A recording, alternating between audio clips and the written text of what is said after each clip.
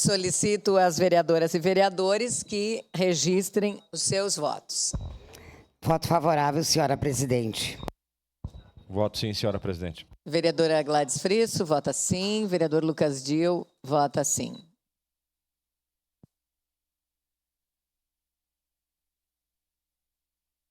Voto sim, senhora presidente.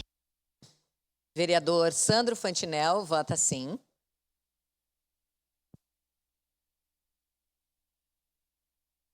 Já registramos o voto no microfone. Vereador Lucas Dil, vota sim.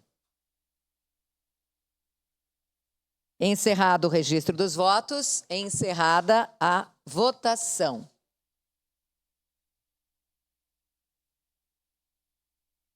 O projeto de lei número 147/2024 foi aprovado por unanimidade das vereadoras e vereadores, com ausência do vereador Rafael Bueno em representação e ausência do vereador Zé D'Ambrós.